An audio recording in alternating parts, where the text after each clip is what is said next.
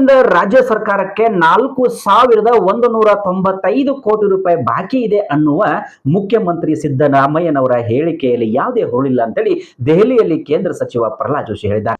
ಮುಖ್ಯಮಂತ್ರಿ ಸಿದ್ದರಾಮಯ್ಯ ಅವರು ತಮ್ಮ ಸರ್ಕಾರದ ಆರ್ಥಿಕ ದುರುಪಯೋಗ, ಆಡಳಿತ ವೈಫಲ್ಯ, ಅಸಮರ್ಥತೆಯನ್ನು ಒಪ್ಪಿಕೊಳ್ಳುವುದನ್ನು ಬಿಟ್ಟು ಕೇಂದ್ರದ ಮೇಲೆ ವಿನಾಕಾರಣ ಆರೋಪ ಮಾಡುತ್ತಿದ್ದಾರೆ. ಜನರಿಗೆ ನೀಡಿದ ಭರವಸೆಯನ್ನು ಈಡೇರಿಸುವಲ್ಲಿ ಸಂಪೂರ್ಣವಾಗಿ ವಿಫಲರಾಗಿದ್ದಾರೆ ಎಂದು ತಿಳಿಸಿದ್ದಾರೆ.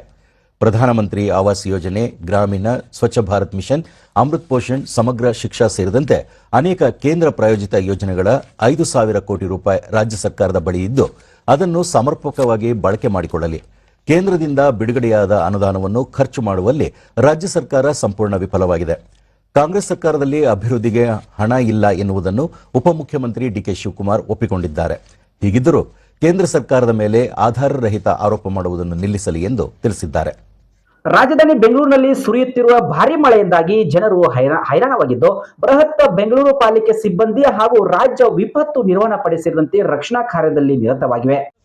ಬೆಂಗಳೂರಿನಲ್ಲಿ ನಿನ್ನೆ ರಾತ್ರಿ ಸುರಿದ ಧಾರಾಕಾರ ಮಳೆಯಿಂದ ಮಹದೇವಪುರದ ವಲಯ ವ್ಯಾಪ್ತಿಯ ಸಾಯಿ ಬಡಾವಣೆ ಸಂಪೂರ್ಣ ಜಲಾವೃತವಾಗಿದ್ದು ಜನಜೀವನ ಅಸ್ತವ್ಯಸ್ತವಾಗಿದೆ. ರಾಜಕಾಲುವೆ ತುಂಬಿ ಹರಿದಿದ್ದರಿಂದಾಗಿ ನೀರು ಬಡಾವಣೆಗೆ ನುಗ್ಗಿದೆ. ಈ ವೇಳೆ ಮನೆಯ ಸರಂಜಾಮುಗಳು ನೀರು ಪಾಲಾಗಿವೆ. ಚರಂಡಿಗಳು ಉಕ್ಕಿ ಹರಿಯುತ್ತಿದ್ದು ವಾಹನ ಸವಾರರ ಸಂಚಾರಕ್ಕೂ ತೊಂದರೆಯಾಗಿದೆ. ಸ್ಥಳಕ್ಕೆ ಎಸ್ಡಿಆರ್ಎಫ್ ಸಿಬ್ಬಂದಿ ಭೇಟಿ ನೀಡಿ ರಕ್ಷಣಾ ಕಾರ್ಯದಲ್ಲಿ ನಿರತರಾಗಿದ್ದು, ದೋಣಿಗಳ ಮೂಲಕ ಮಹಿಳೆಯರು, ಹಿರಿಯ ನಾಗರಿಕರನ್ನು ಸುರಕ್ಷಿತ ಜಾಗಗಳಿಗೆ ಸ್ಥಳಾಂತರಿಸುವ ಕೆಲಸದಲ್ಲಿ ನಿರತರವಾಗಿದೆ. ಕೆರೆಯಂತಾಗಿರುವ ಬಡಾವಣೆಯ ನೀರನ್ನು ಹೊರತೆಗೆಯಲು ರಕ್ಷಣಾ ಸಿಬ್ಬಂದಿ ಜೆಸಿಬಿಗಳನ್ನು ಬಳಸಿಕೊಂಡಿದೆ. ಕಟ್ಟಿಕೊಂಡಿರುವ ಚರಂಡಿಗಳನ್ನು ಸ್ವಚ್ಛಗೊಳಿಸಿ ನೀರನ್ನು ಹೊರಹಾಕಲು ಕೆಲಸದಲ್ಲಿ ನಿರತರಾಗಿದ್ದಾರೆ. ಇನ್ನೊಂದೆಡೆ ನಗರದ ಹೃದಯ ಭಾಗದಲ್ಲಿರುವ ಕಂಠೀರವ ಕ್ರೀಡಾಂಗಣ ಜಲಾವೃತಗೊಂಡಿದ್ದು ಕ್ರೀಡಾಪಟುಗಳ ಅಭ್ಯಾಸಕ್ಕೆ ಅಡಚಣೆ ಉಂಟಾಯಿತು. ಜನದಟ್ಟಣೆ ಪ್ರದೇಶವಾದ ಸಿಲ್ಕ್ ಬೋರ್ಡ್ ಮೆಟ್ರೋ ನಿಲ್ದಾಣದಕ್ಕೂ ಮಳೆಯ ನೀರು ನುಗ್ಗಿದ ಪರಿಣಾಮ ಪ್ರಯಾಣಿಕರು ಪರದಾಡುವಂತಾಯಿತು. ಪಾಲಿಕೆ ಸಿಬ್ಬಂದಿ ಸಾಕಷ್ಟು ಪೂರ್ವ ಸಿದ್ಧತೆ ವಹಿಸುವ ಮೂಲಕ ನಗರ ಮಳೆಯ ಸಮಸ್ಯೆಗಳಿಗೆ ಒಳಗಾಗದಂತೆ ಮುನ್ನೆಚ್ಚರಿಕೆ ವಹಿಸಬೇಕು ಎಂದು ಜನರು ಒತ್ತಾಯಿಸಿದರು. ಇಂದಿನಿಂದ ಮೇ 22ರವರೆಗೆ ಯೆಲ್ಲೋ ಅಲರ್ಟ್ ಘೋಷಿಸಲಾಗಿದ್ದು ಗಂಟೆಗೆ 40ರಿಂದ 50 ಕಿಲೋಮೀಟರ್ ವೇಗದಲ್ಲಿ ಗಾಳಿ ಬೀಸುವ ಸಂಭವವಿದೆ ಎಂದು ಹವಾಮಾನ ಇಲಾಖೆ ತಿಳಿಸಿದೆ.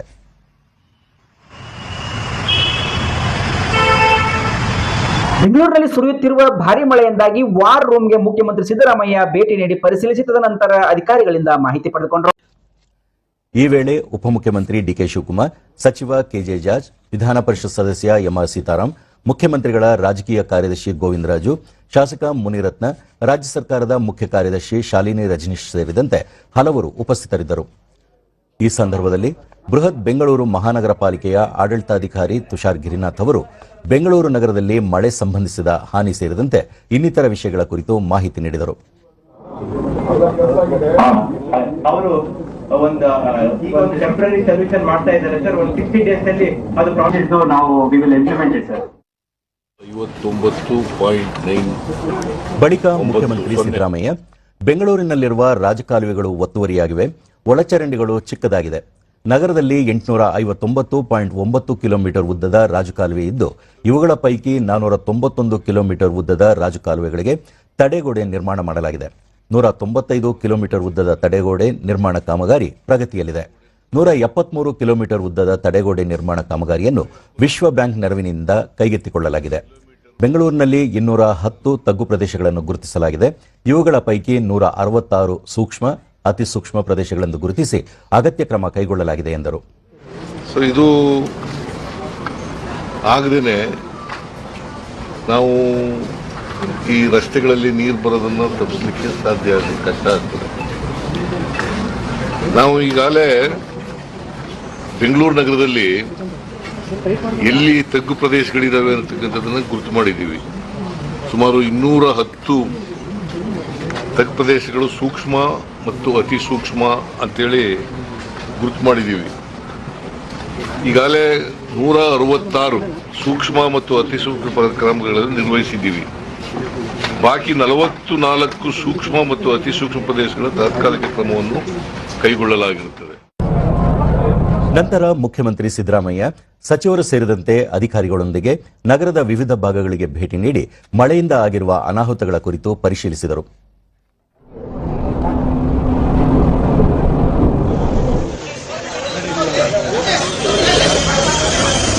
ಬೆಂಗಳೂರಿನ ಆನೇಕಲ್ ತಾಲೂಕಿನ ದುಮ್ಸಂದ್ರ ಗ್ರಾಮದಲ್ಲಿ 37 ಕೋಟಿ ವೆಚ್ಚದಲ್ಲಿ ನೂತನವಾಗಿ 100 ಹಾಸಿಗೆಗಳ ಸರ್ಕಾರಿ ಆಸ್ಪತ್ರೆ ನಿರ್ಮಾಣ ಕಾಮಗಾರಿಗೆ ಸಚಿವ ದಿನೇಶ್ ಗುಂಡೂರಾವ್ ನಿನ್ನೆ ಶಂಕುಸ್ಥಾಪನೆ ನೆರವೇರಿಸಿದರು. ಈ ವೇಳೆ ಆನೇಕಲ್ ಶಾಸಕ ಶಿವಣ್ಣ ಮತ್ತಿತರರು ಉಪಸ್ಥಿತರಿದ್ದರು.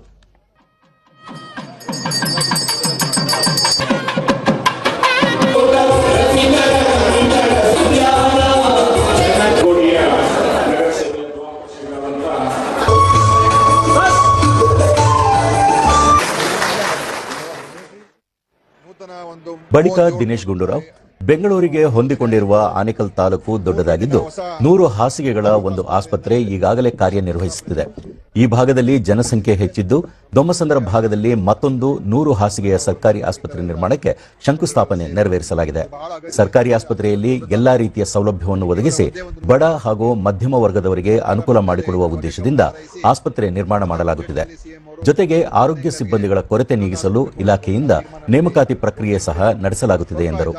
ಸ್ವಲ್ಪ ಡಿಲೇ ಆಗಿತ್ತು, ಯಾಕಂದ್ರೆ ಎಲ್ಲಿ ಇದು ಮಾಡಬೇಕು ಅಂತ ಇವತ್ತು ಅತ್ಯಂತ ಒಂದು ಒಳ್ಳೆಯ ಸ್ಥಳದಲ್ಲಿ, ಯಾಕಂದ್ರೆ ಸುತ್ತಮುತ್ತ ಬಹಳಷ್ಟು ಮಧ್ಯಮ ಮತ್ತು ಬಡವರ್ಗ ಇರ್ತಕ್ಕಂಥ ಒಂದು ಪ್ರದೇಶ. ಅದರಿಂದ ಇಲ್ಲಿ ಒಳ್ಳೆಯ ಆಸ್ಪತ್ರೆ ಬರ್ತದೆ. 10 ಬೆಡ್ ICU ಇರ್ತದೆ, ಡಯಾಲಿಸಿಸ್ ಇರ್ತದೆ, OTಗಳು ಇರ್ತದೆ ಮತ್ತು ಬೇರೆ ಬೇರೆ ಎಲ್ಲ ಸ್ಕ್ಯಾನಿಂಗ್ ಮಾಡ್ಕೊಳ್ತಕ್ಕಂಥದ್ದು ಕೂಡ ವ್ಯವಸ್ಥೆಗಳು ಬರ್ತದೆ. ತಜ್ಞ ವೈದ್ಯರೆಲ್ಲ ಇರ್ತಾರೆ. ಶಾಸಕ ಶಿವಣ್ಣ ನೂತನ ಆಸ್ಪತ್ರೆಯಲ್ಲಿ ICU, ಡಯಾಲಿಸಿಸ್ ಕೇಂದ್ರ, ಶಸ್ತ್ರಚಿಕಿತ್ಸಾ ಕೊಠಡಿ ಸೇರಿದಂತೆ ಹಲವು ಸೌಲಭ್ಯಗಳನ್ನು ಒದಗಿಸಲಾಗುವುದು. ಆಸ್ಪತ್ರೆ ನಿರ್ಮಾಣದಿಂದ ಈ ಭಾಗದ ಬಡ ಹಾಗೂ ಕೂಲಿ ಕಾರ್ಮಿಕರ ಕುಟುಂಬಗಳಿಗೆ ಅನುಕೂಲವಾಗಲಿದೆ ಎಂದು ತಿಳಿಸಿದರು. ಅನುಕೂಲ ಆಗುತ್ತೆ. ನಮ್ಮ ಉದ್ದೇಶ ಏಕೆ ಇಲ್ಲಿ ಮಾಡೋದು ಅಂತ ಹೇಳಿದ್ರೆ, ಆನೇಕಲ್ಲಲ್ಲಿ ತಾಲೂಕು ಮಟ್ಟದ ಆಸ್ಪತ್ರೆ ಇದೆ, ಮತ್ತೆ ಚಂದಾಪುರದಲ್ಲಿ ESI ಹಾಸ್ಪಿಟಲ್, ಮೊನ್ನೆ ತಾನು 200 ಬೆಡ್ ಹಾಸ್ಪಿಟಲ್ ಗುದ್ಲಿ ಪೂಜೆ ಕೆಲಸ ನಡೀತಾ ಇದೆ. ಈ ಭಾಗದಲ್ಲಿ ಸರ್ಜಾಪುರ ಭಾಗದಲ್ಲಿ ಈ ಅವಶ್ಯಕತೆ ಇದೆ. ದುಬಾರಿ ಜೀವನ, ಅಭಿವೃದ್ಧಿ ಶೂನ್ಯ, ಇದುವೇ ಕಾಂಗ್ರೆಸ್ ಸರ್ಕಾರದ ಸಾಧನೆ. ಭಿತ್ತಿ ಪತ್ರವನ್ನ ವಿಧಾನ ಪರಿಷತ್ ನಾಯಕ ಚಲುವನಾರಾಯಣ ಸ್ವಾಮಿ ಚಾಮರಾಜನಗರದಲ್ಲಿ ಬಿಡುಗಡೆ ಮಾಡಿದರು.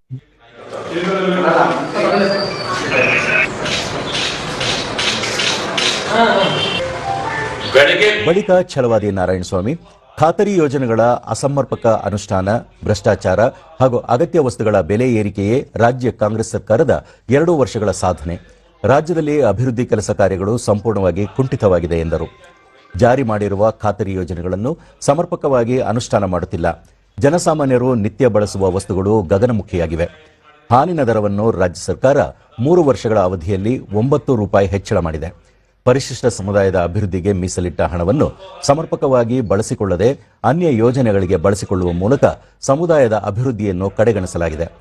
ರಾಜ್ಯ ಕಾಂಗ್ರೆಸ್ ಸರ್ಕಾರ 2 ವರ್ಷ ಪೂರೈಸಿರುವ ಹಿನ್ನೆಲೆಯಲ್ಲಿ ನಡೆಸಲು ಉದ್ದೇಶಿಸಿರುವ ಸಮಾವೇಶ ಸಾಧನಾ ಸಮಾವೇಶ ಅಲ್ಲ, ಬದಲಾಗಿ ಅದು ವೇದನೆಯ ಸಮಾವೇಶ. ಜನರಿಗೆ ಕೊಟ್ಟ ಭರವಸೆಗಳನ್ನು ಈಡೇರಿಸಿಲ್ಲ ಎಂದರು. 20,000 ರೂಪಾಯಿ ದರೋಡೆ ಮಾಡ್ತೀವಿ. ಇದು ಕಾಂಗ್ರೆಸ್ ಸರ್ಕಾರದ ನೀತಿ. ಸಾಧನೆಯ ಸಮಾವೇಶ, ಇದಕ್ಕೆ 3 ಕಾಸಿನ ಗೌರವ ಇಲ್ಲ. ಜನ ಇಡೀ ರಾಜ್ಯದಲ್ಲಿ ಕುಪಿತರಾಗಿದ್ದಾರೆ, ನಿಮ್ಮ ವಿರುದ್ಧ ತಿರುಗಿಳಿದಿದ್ದಾರೆ. ದೇಶ ಯುದ್ಧದ ವಾತಾವರಣ ದೇಶದಲ್ಲಿದೆ. ನೀವೇನ್ ಮಾಡ್ತಾ ಇದ್ದೀರಿ? ಸಾಧನೆಯ ಸಮಾವೇಶ ಮಾಡ್ತಾ ಇದ್ದಾರೆ. ಸಂಪೂರ್ಣವಾಗಿ ಲಾ ಅಂಡ್ ಆರ್ಡರ್ ಕುಸಿತವಿದೆ, ಜೀರೋ ಆಗಿದೆ.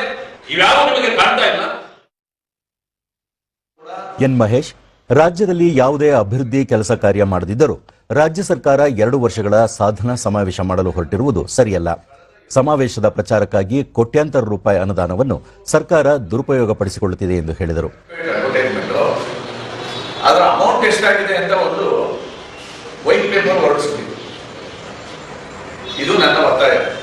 ಅದು ರಾಜ್ಯದ ಜನರಿಗೆ ಗೊತ್ತಾಗಲಿ, ನಿಮ್ಮ ಸಾಧನೆ ಏನು ಅನ್ನೋದು ರಾಜ್ಯದ ಜನರಿಗೆ ಗೊತ್ತಾಗಲಿ. ನಿರಂಜನ್ ಕುಮಾರ್, ಕಳೆದ 2 ವರ್ಷಗಳ ಅವಧಿಯಲ್ಲಿ ಕಾಂಗ್ರೆಸ್ ಸರ್ಕಾರ ಚಾಮರಾಜನಗರ ಜಿಲ್ಲೆಯಲ್ಲಿ ಯಾವುದೇ ಅಭಿವೃದ್ಧಿ ಕೆಲಸಗಳನ್ನು ಮಾಡಿಲ್ಲ. ಜಿಲ್ಲೆಯ ಶಾಸಕರಿಗೂ ಅನುದಾನ ಇಲ್ಲ ಎಂದರು.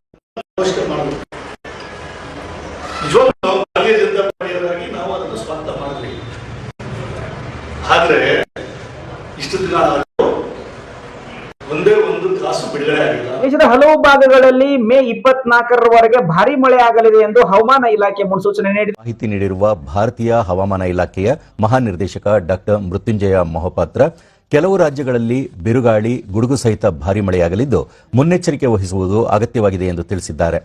ಮುಂದಿನ 1 ವಾರಗಳ ಕಾಲ ಭಾರೀ ಮಳೆಯಾಗಲಿರುವ ಹಿನ್ನೆಲೆಯಲ್ಲಿ ದೇಶದ ಹಲವು ರಾಜ್ಯಗಳಲ್ಲಿ ಮುನ್ನೆಚ್ಚರಿಕೆ ಕ್ರಮವಾಗಿ ಎಚ್ಚರಿಕೆ ವಹಿಸಬೇಕಾಗಿದೆ. ಈಶಾನ್ಯ ಭಾಗದ ರಾಜ್ಯಗಳಲ್ಲೂ ಮಳೆಯಾಗುವ ಸಾಧ್ಯತೆ ಇದೆ. ರಾಜಸ್ಥಾನ ಮತ್ತು ಹರಿಯಾಣ ಸೇರಿದಂತೆ ಹಲವು ರಾಜ್ಯಗಳಲ್ಲಿ ಬಿಸಿ ಗಾಳಿಯ ವಾತಾವರಣವು ಇರಲಿದೆ ಎಂದು ಹೇಳಿದ್ದಾರೆ. परसेंट उससे 4% ज्यादा होने की संभावना है।